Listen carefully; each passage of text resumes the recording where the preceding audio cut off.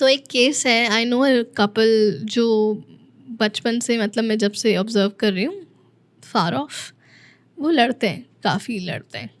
And I was just randomly discussing with मम्मा, women empowerment की बात हो रही थी। मैंने कहा मम्मा बड़ा इम्पोर्टेंट है स्टैंड लेना, अपने डिसीजंस खुद लेना, अपने पैसे खुद कमाना, आप ऐसे अब किसी पे डिपेंडेंट नहीं हो सकते। तो मैं ना केसेस लेके बैठ गई, इस कपल को देखो, अगर ये खुद डिपेंडेंट होते हैं, इतनी तो पूरी ज़िंदगी लड़ते रहे, अगर डिपेंडेंट होते तो फिर अभी तक डिवोर्स लेके अपने आप को स्टैंड कर लेती।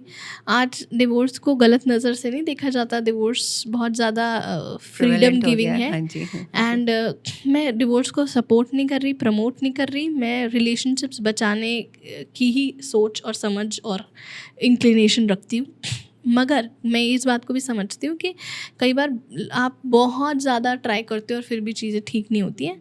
तो आपके अंदर ये ऑडेसिटी भी होनी चाहिए, और ये फाइनेंशियल पावर से भी आता है कि आप अपने ख्याल खुद रख सको। तो आप डिवोर्स लेके अपने आप को स्टैंड कर लो, rather than being stuck in a toxic relationship जहाँ आपका जीवन का कोई मतलब ही नहीं है।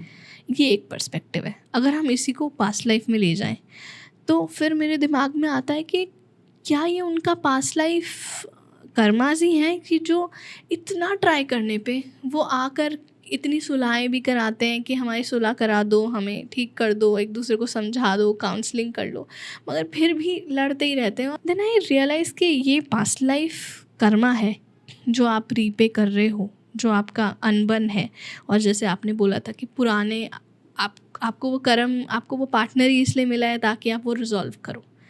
बट क्या ये बात सही नहीं है कि अगर हम बीच में खुद ही इंटरवीन करके डिवोर्स ले लें तो फिर क्या होगा? फिर हम अपने कर्मा को काट देंगे, हम जिएंगे वो नहीं, ये क्या सीन है इसका? तो हर बार वो कार्मिक नहीं होता, कई बार हमें सीखना भी होता है कुछ उसमें से, इसलिए वो सिचुएशन घड़ी घड़ी सामने आ रही है।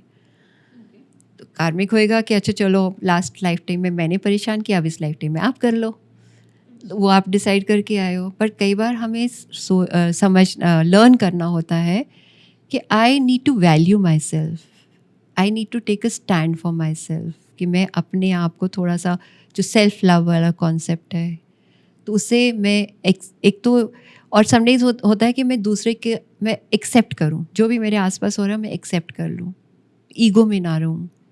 तो वो सारी चीज़ें भी सीखनी होती है हमने। अगर आपने समझ लिया है कि मुझे अपनी वैल्यू बढ़ानी है, तो आपने अपना कर्मा जो आपने सीखना था वो हो गया पूरा, तो then you are parting ways, क्योंकि आपको कोई मायने नहीं रहता कि आप साथ में रहो। आपने अपना जो लेसन सीखना था वो सीख लिया, तो आपका डिवोर्स हो रहा है।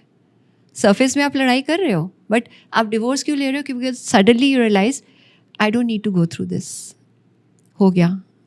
तो आपने डिसाइड कर लिया, स्टेप बैक कर लिया, मुझे डिवोर्स चाहिए। एक तो होता है कि गुस्से से कर लिया, आपने नहीं समझा, अब अभी भी लड़ते जा रहे हो, मन में गालियाँ देते जा रहे हो दूसरे को, तो आपने कर्मा ख़त्म नहीं किया। अब आप समझ गए हो कि ओके ये पर्सन ऐसा ही है, वो चेंज नहीं होएगा, एक्सेप्टेंस आ रही है, मैं ब्लेसिंग्स दे पा रही हूँ कि ओके आप अपने रास्ते जाओ, मैं अपने रास्ते जाती हूँ। तो इसका मतलब अलग लाइफ टाइम में वो सेम पार्टनर नहीं मिलेगा ना? अब आप समझ के कर रहे हो तो फिर नहीं मिलेगा, बिकॉज आप यू लर्न योर लेसन, तो दोबारा फोर्थ क्यों रिपीट कराओगे? ठीक है ना, आपने लेसन लर्न कर लिया, सारे टेबल्स लर्न कर लिए, फोर्थ क्लास में दोबारा बैठने की ज़रूरत नहीं है। बट उन्होंने नहीं सीखा, तो उनको फिर भी थोड़ा सा फेस करते रहना पड़ेगा। If the partner has not understood, तो वो फिर भी किसी और रिलेशनशिप में फेस करेंगे या कैसे भी करेंगे, बट आपका अब रिस्पॉन्सिबिलिटी नहीं है। आपने अपना लेसन सीख लिया, आप मूव ऑन कर सकते हो। आपके पास है कोई ऐसी रिलेशनशिप स्टोरी? हस्बैंड वाइफ का तो नहीं है, एक पुराना टसल अभी तक चल रहा है? वो एक इन लॉज के साथ का है। अरे वाह, प्लीज़। तो उसमें जिसमें अरेंज मैरिज थी लड़की की।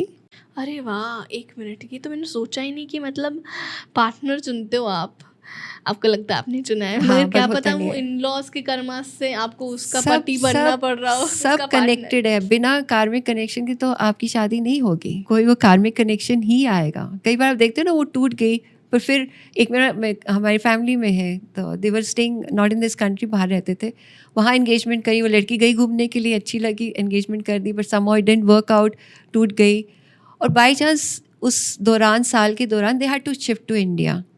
यहाँ आके सेम लड़की से फिर शादी हुई उसकी। तो जहाँ आपका कर्म है वहीं रहेगा, कहीं जाता नहीं है। वाओ। तो जहाँ आपका बंधा हुआ है, लिखा हुआ है, वहीं जाएंगे आप।